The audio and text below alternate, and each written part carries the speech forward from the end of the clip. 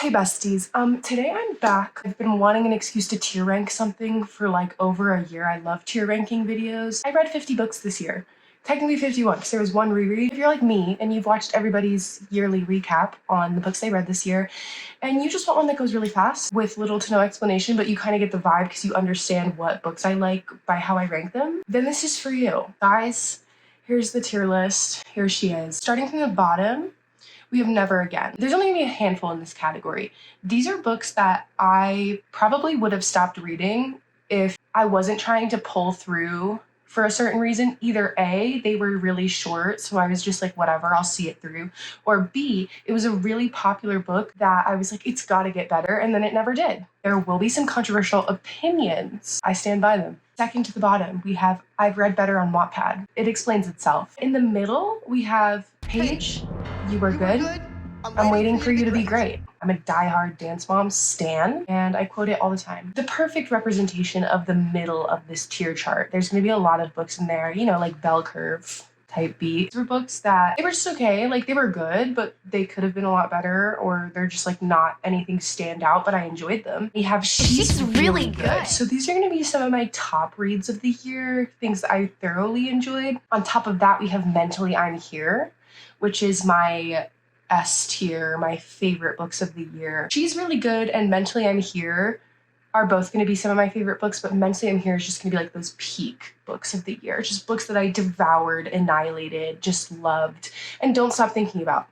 So let's get into it, shall we? We're going in the order that I read these books. So the first book I read this year, and this is the first book that got me back into reading because I hadn't read religiously like this in probably several years. For 3 months, I was a freshly graduated, unemployed individual with nothing to do. So we really just flew through some of these books. House of Hollow. I actually loved this book. I gave it 5 stars at the time. I'd like to reread it because now that I've read 49 other books this year and I've ranked some other things 5 stars, I'd like to see if it holds. We're gonna put it in She's Really Good. I don't think it's a Mentally I'm Here. I think it's a She's Really Good though, because after this I spent a long time trying to find books that gave that vibe. It's like you are unsettled, but it's like cute. Beautifully haunting is how I would describe this book. Before the Coffee Gets Cold, I am putting it in You Were Good, Waiting for You to Be Great. I liked this book. It made me cry a teeny bit. I was gonna say it's hard to make me cry, but it's not because I cry a lot. I definitely wish it hit a little harder. Like I wanted to be sobbing over my coffee. Like I wanted to be crying into the book, reading through my tears type B, and that didn't happen. Next book that I read this year was Gallant. This is by V.E. Schwab, and she wrote The Invisible Life of Addie LaRue, which is one of my favorite reads of all time. This is again going in You Were Good, I'm Waiting for You to Be Great. I felt that there was a lot of buildup, and then the climax happened at like the very, very end, and I kind of wanted it to be more climactic. You know what I'm saying? Someone Who Will Love You in All of Your Damaged Glory. It's a very strange collection of short stories written by the guy who created BoJack Horseman. This is actually going to go into She's Really Good, I think. I really enjoyed this. If you've never seen BoJack Horseman and you're jumping into it thinking it's just like a bunch of cute little love stories, it's not. If you haven't seen BoJack Horseman or any like weird adult cartoons, this might be a little off-putting to you, but I love strange. Next. At least the side of TikTok that I'm on, this is a very controversial opinion. Ballad of Songbirds and Snakes. I love Suzanne Collins. I think that she writes insane. The Hunger Games was not just part of the 2013 dystopian era. This was a timepiece. If I were to rank the movie, She's Really Good. But for the book, I know, guys, I know. I understand that Snow was poor, but I didn't need 7 different examples of him eating pea soup to show that he's poor. This is one of those rare cases where I feel like the movie was better. Don't come at me, guys. I'm not a fake fan. I'm not a fake fan.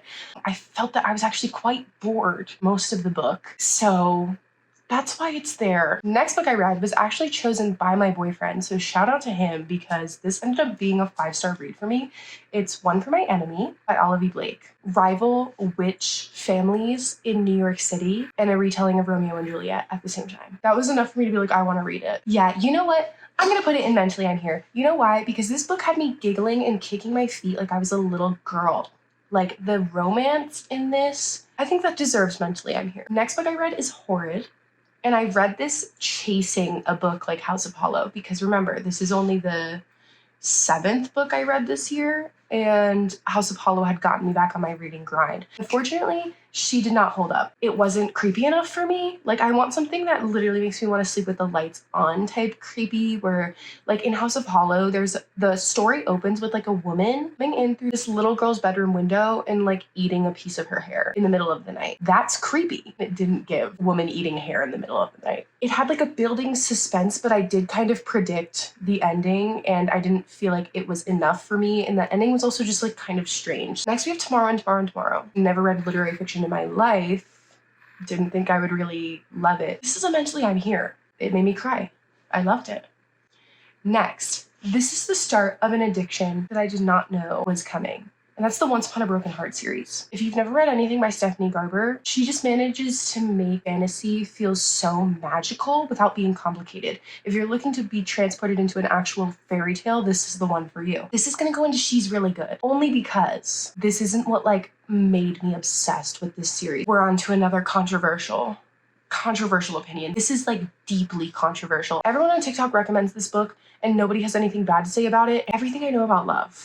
Never again. Never again. I struggled to read that. I actually almost considered DNFing it, but I was so far into it. I'm like, it's gonna get better. It's gotta get better. Everyone recommends it. I hated it. It felt a little out of touch to me. I'm sorry.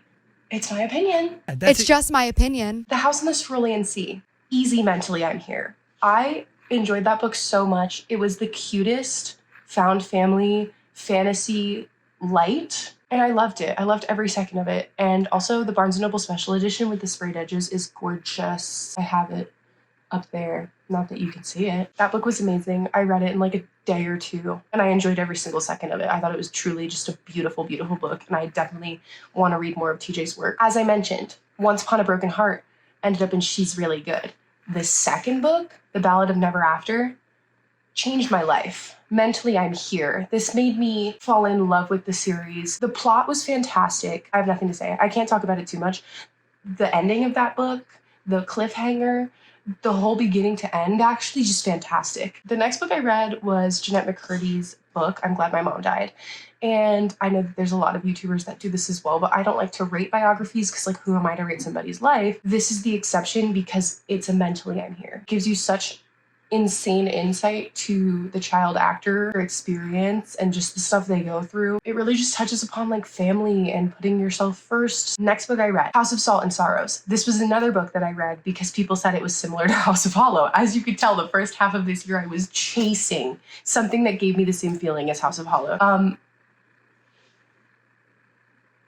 Yeah, my main problem with this book is I felt that there were two separate plots. So not a spoiler, it happens within the first chapter of the book, but her sister is murdered. This is like the third sister to die just by a random incident. And she's like, I'm going to look into this. I will devote my life to bringing justice to my sister. And then there's like a ball that they go to, like a cute little dancey like ball.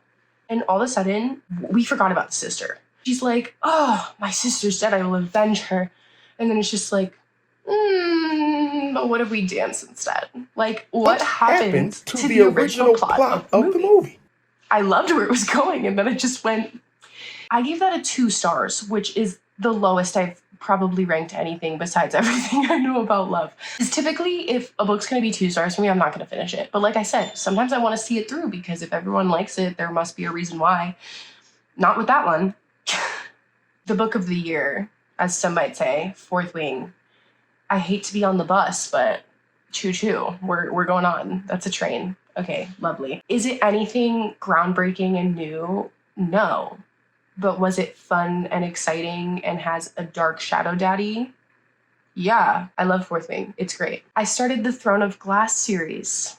This is going to be a whirlwind of a review here, so you're going to have to stay with me. I started with Throne of Glass. I read it in potentially a day or two, and unfortunately for me, that was only like a 2.5 star read. I thought it was good. I liked the premise, but something I suffer with still to this day in Sarah J. Maas novels is sometimes I feel that the first half of the book is really, really slow.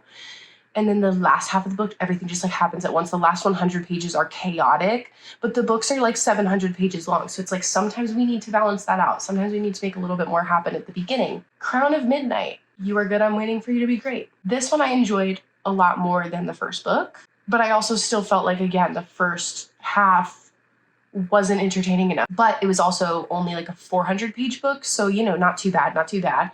The Assassin's Blade, the prequel. Reread Heir of Fire the end of this year. That was my one reread.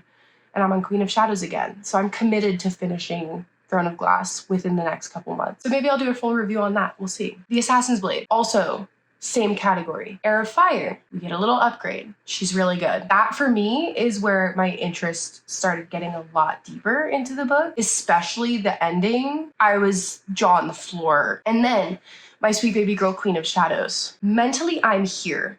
If the rest of the series was as good as Queen of Shadows, I would have devoured 800-page books in one sitting. Queen of Shadows is the last book that I've read. I tried doing the tandem read, and that's when I stopped reading because personally, Tower of Dawn is just not entertaining enough for me. I'm not a Kale girly. I know he has a redemption arc, but I'm not there yet. And I'm gonna try again. For me right now, Queen of Shadows is the 5-star book in this series, and I know that a lot of people feel that way. Those are my opinions on Throne of Glass thus far. I mean, we're in an upward trend, so should be good the rest of the way. Next, this book I read in an hour because it's a children's book, but if you know me, you know I'm a diehard Coraline girl. I can quote that movie line for line, and I got these really cute editions of some Neil Gaiman books. Mentally, I'm here. This category is actually named after this meme from Coraline. Mentally, I'm here because I love Coraline and I'm biased. I almost liked book Coraline a little bit better because I felt like she was a little more intelligent. I feel like in movie Coraline, she's a little stupid, but book Coraline could not be fooled. The next book that I read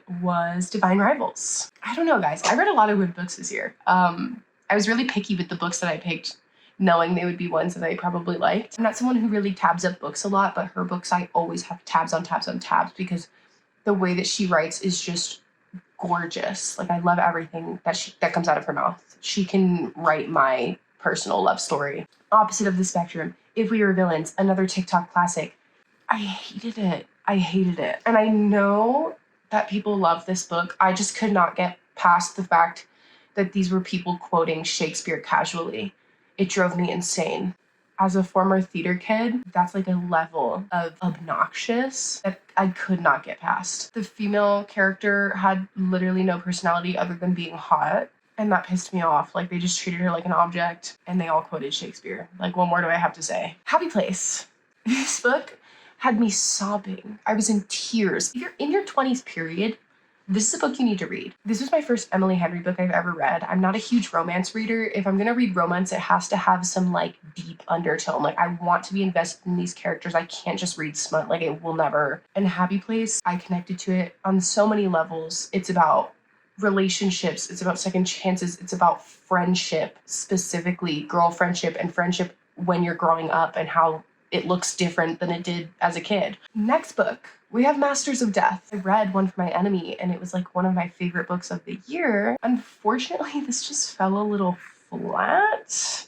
Some of the characters I did really like, but it wasn't my favorite. Still love Olivie Blake, but it just wasn't my favorite. Next, I read the Cruel Prince series. Unfortunately, I feel like this whole series for me falls on You Were Good, I'm Waiting for You to Be Great. I don't remember much of it, and I only read it a couple months ago. It was good enough to keep me reading it, but not a huge fan.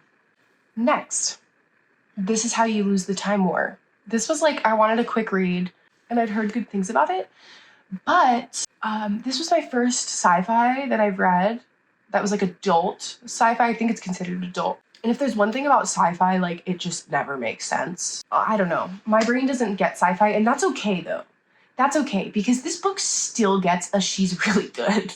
It might have been user error, why I didn't understand it. It's like a love story across time from people on different sides of the time war. All this sci-fi talk that just like didn't click in my brain.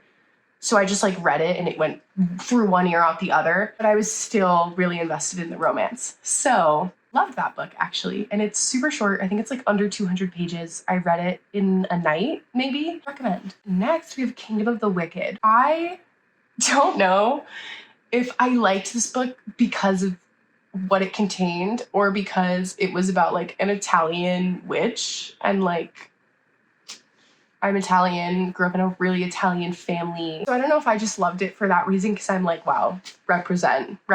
The first book honestly gets us, she's really good. The plot I thought was actually quite interesting. The mystery element is good. The male main character in this series, again, is just like a morally gray, sexy man. I love when the characters hate each other. Like, enemies to lovers is my trope. Then I didn't read for a bit because I had moved across the country to Colorado. Hey. So the first book I read here, I picked up just on a whim. And let me tell you, the best surprise. She's really, really good. She's really good. This was a 5-star read. I don't feel like it necessarily competes with some of my Mentally I'm Here's. We're gonna put it in she's really good, but honestly, it's probably a level in between those two. This book was one of my most anticipated reads of the year. I grew up reading the Shadowhunters series.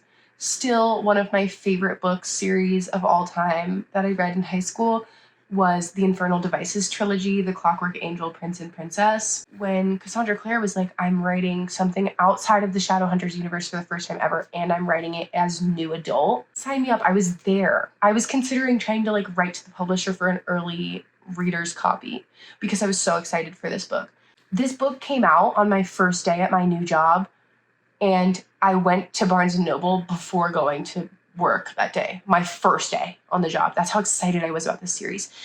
And unfortunately, I've read better on Wattpad. This book had so much potential. I feel like the story was there. I think that Cassandra Clare was trying so hard to separate herself from YA, since this was her first like venture out of YA, that she almost tried too hard, and it kind of made the book suffer a little bit. I don't know. I just like couldn't get into it in the way I wanted to. I actually took 2 weeks to finish this book, and I forced myself to finish it because my other most anticipated read was coming out, which was A Curse for True Love, the last book in the Once Upon a Broken Heart series. I was a little disappointed. You were good. I'm waiting for you to be great. I had a point of view in this book, and I don't think anybody wanted it or cared about this person's perspective. The person that everybody wants the perspective of, they were barely in the book until the end.